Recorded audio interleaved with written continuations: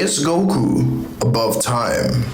Before we dive into that, we actually have to understand what it means to be above time. Let's have the prerequisites that whenever I say the word time, I'm actually talking about space-time in general, as time and space are intertwined and cannot exist without one another. A character can be scaled above time if they have a higher dimensional existence, or if their power and speed are on that level. Being higher dimensional in terms of existence or power is pretty self-explanatory. Just be capable of destroying a higher dimensional plane of existence, or be composed of a body that pertains to at least 4 spatial dimensions and existing in a realm of equal spatial value, whilst also taking into account the temporality of said dimension. For example, a higher dimension is just the addition of an extra spatial axis, and imagine going from a square that's drawn inside of a screen that you can't touch no matter how many squares are stacked on top of each other within that screen, to being a full 3-dimensional cube in the real world. That would be a perfect example of the addition of an extra spatial axis of height. But what about immeasurable speed?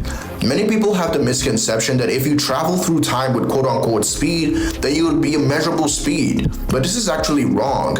You're not really traveling through time using speed. More so, you're treating the temporal axis as if it were spatial, allowing you to hop on top of the timeline and travel through time like you're flipping through the pages of a book. It's similar to having access to a higher dimension, but just because a higher dimensional being would have immeasurable speed by default via being faster than even infinite speed, but he can also move freely through time, doesn't mean that time travel now necessitates an immeasurable speed feat. When you time travel, you're entering a negative or positive coordinate of the timeline. Think of it as a number line that starts from -3 to +3. -3 represents the past and +3 represents the future. Same goes for every negative and positive value respectively, but at every moment, the present is always 0. Time travel doesn't grant immeasurable speed because time remains defined whether you travel backwards or forward in time. It's still measurable. Traveling back in time is basically just accessing negative time, as those events already happened, hence you can still measure the time, as the formula would just be speed is equal distance over -3 seconds. The formula doesn't break because the speed is still measurable. The same goes for positive time as well. Immeasurable speed would mean breaking the speed formula, where time is undefined. This would require traveling outside of time or to places where time doesn't exist. So just because you need a time machine to travel through time doesn't necessarily mean you can't be immeasurable speed.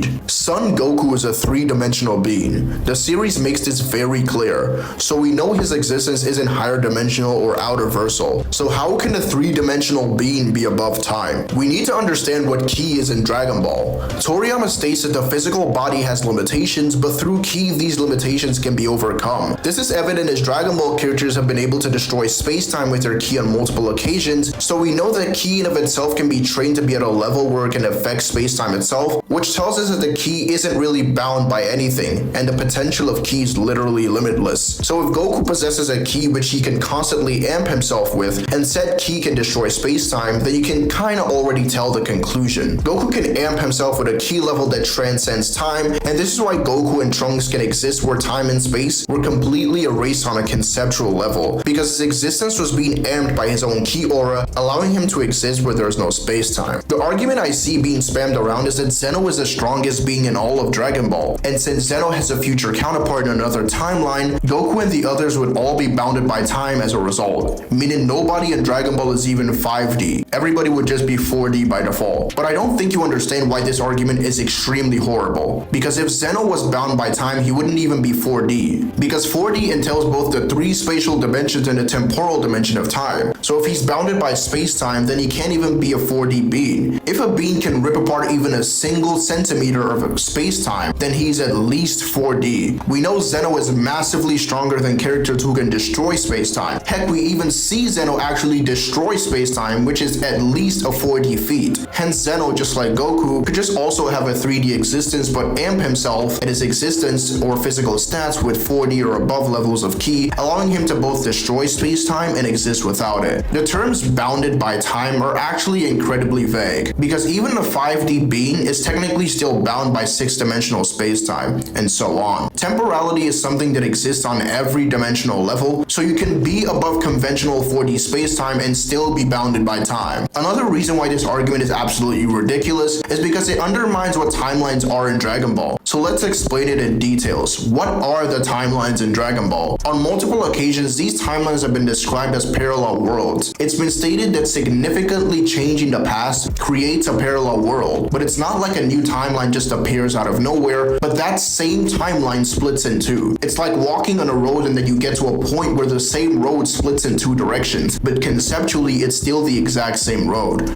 When Goku died of a heart virus, Trunks used a time machine to go back to the past to help Goku, which resulted in Goku surviving. This actually splits the history in two, because if it didn't, then there would be a paradox where Trunks going back to save Goku before he died results in Goku being alive in the past. Hence, there was never an event with Trunks going back in the past in the first place to save Goku, since Goku never died. But if there was never a Trunks going back in time and saving Goku, then Goku is dead. And if Goku is dead, then Trunks never went back to save Goku. You get the idea. So history necessarily splits in two, one where Goku is alive and the original history where Goku is dead. Hence, there is no paradox, as this resolves it completely. This is why they are referred to as parallel worlds, not past events of the same history or timeline, because changing the past of one timeline in Dragon Ball doesn't affect the original timeline at all. You just create a completely separate autonomous history that's split from the original the instant a significant change that creates a paradox happens. And as I said, it's not like it's created from nowhere, as the word create is just used as a metaphor. It's simply the original history being divided like a road, as I explained earlier. And the thing with these histories is that they already have their own events that occurred. So it's not like they're created from the point where they are split, because if something has existed eternally within one history and that history splits in two, the second history that's created has also always existed and always contained eternal things. As I said, it's not creating an entirely new timeline, it's just dividing an already existent one to logically resolve the paradox. This is why we say that Goku has no actual future or past counterparts, but completely separate autonomous Gokus that have no temporal connection to the Goku we know. So killing Goku in one timeline doesn't affect him in the other, regardless of what time period you killed that Goku. You cannot create a past version of Goku, because attempting to do so in Dragon Ball just creates a parallel world. If you killed someone who was 20 years old in Goku's timeline, it wouldn't affect a person at an older age than 20 years in Trunks' timeline, because history has been split. Hence, there are two separate continuities from each other, so they aren't at all connected.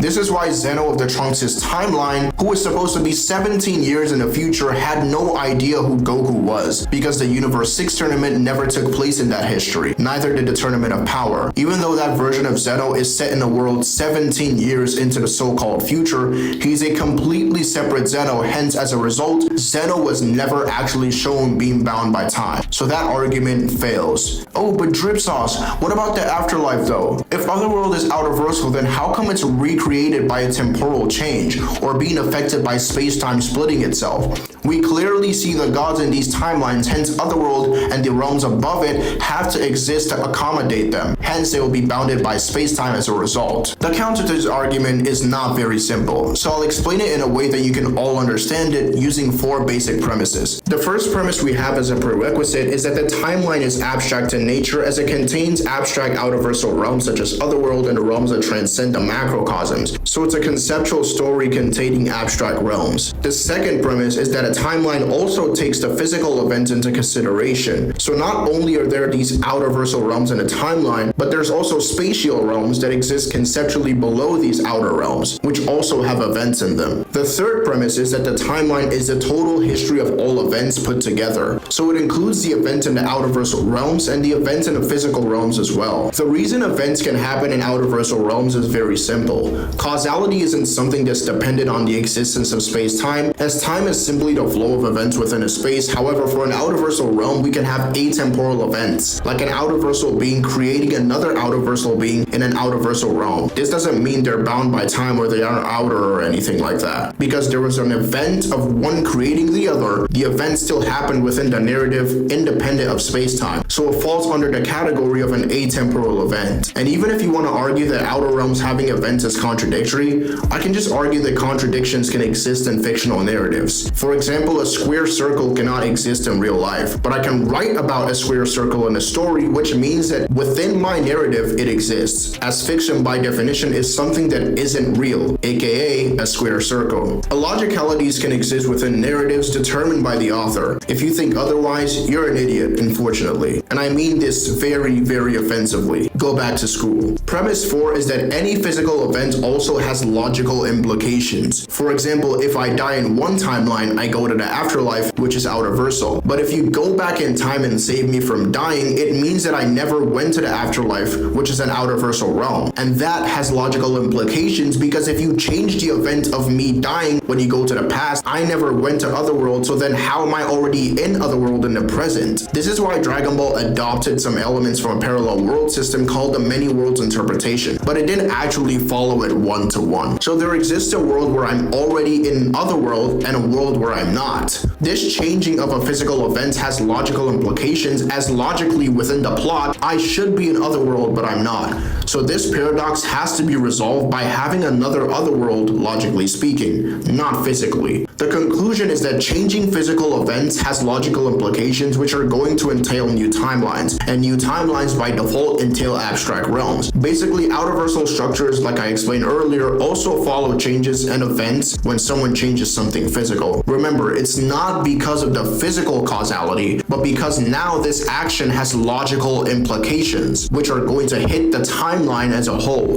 logically and not physically, affecting these outerversal realms as well, in a way that doesn't at all contradict their outerversal nature. Now that we've addressed that argument, we need to talk about other things that people used to argue against Goku or Dragon Ball's cosmology being above time in general. People say that Whis quote-unquote turned back time, which affected Goku and also affected Otherworld, as everyone who died was brought back to life. Now, if you watched this series or read the manga, I'm pretty sure you'd understand why this argument is incredibly stupid. Specifically says that he wasn't changing the past, but revisiting choices made. Essentially, Whis isn't actually turning back time to change the past, which is why a new timeline isn't actually created. But what he's essentially explaining to Bulma is the fact that he's rewinding the entire multiverse, the entire timeline to a previous state. He's rewinding and turning back the plot itself to that specific point. Otherwise, Whis wouldn't make the comment to Bulma that he wasn't turning back time. So the angels basically have the ability to rewrite the plot itself, which is why it's only limited to 3 minutes, because it's not a time travel ability and it's obviously completely broken. But let's say Whis actually did turn back time. This wouldn't even create any contradictions for neither Goku nor Otherworld, as Dragon Ball characters can use hacks abilities on you as long as they're more powerful than you. Whis can use time hacks abilities on Goku because Goku is a 3-dimensional being, and if you're relative or stronger than Goku, then you can use a higher than 3-dimensional hacks on him and it would work, regardless of Goku having outerversal power, because you would be amping that higher dimensional time hacks with outerversal levels of ki. The ki you're using to initiate the attack is of an outerversal level, hence you can use it against Goku. This is why Hit can also use his time skip on Goku, and Goku had to overpower his ability,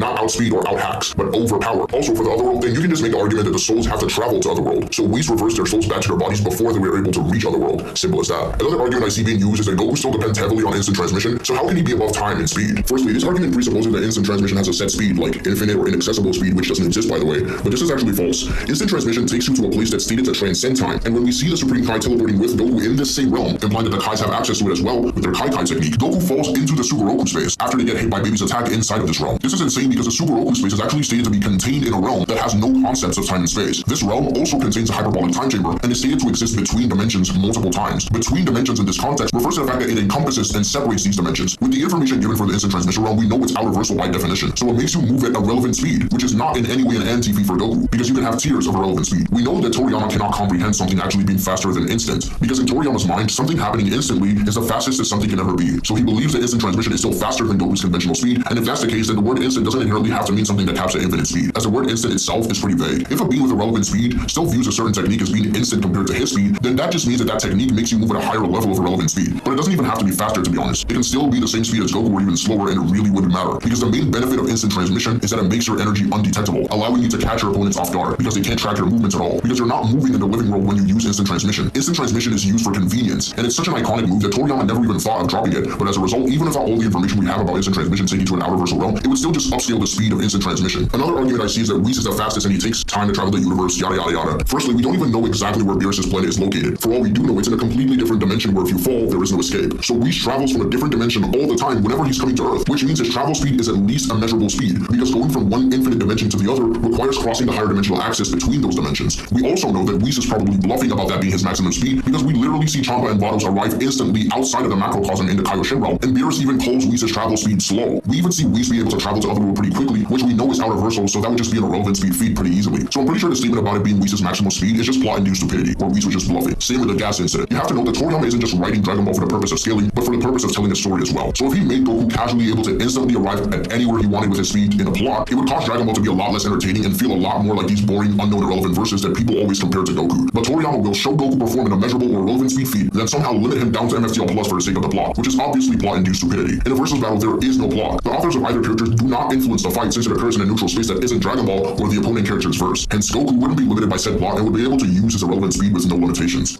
Jiren transcends time. Time means nothing to him, stated by Vados and Supreme Kai, two incredibly reliable characters in Dragon Ball, and nobody amongst the gods or the entire audience disagrees with them in the tournament of power. More so, it's stated that their speed was super dimensional, which we all know what that means. It's pretty easy to argue Goku is above time. The arguments against it are just recycled bullshit from people who don't understand Dragon Ball. What's up guys, it's your boy Drip Sauce, and if you learned anything new today, please be sure to like and subscribe and turn on notifications so you never miss an upload. And make sure to share to people who think Goku is bound by time and let them know the truth. And don't forget to join the Discord, the link will be pinned in the comment section below. Alright guys.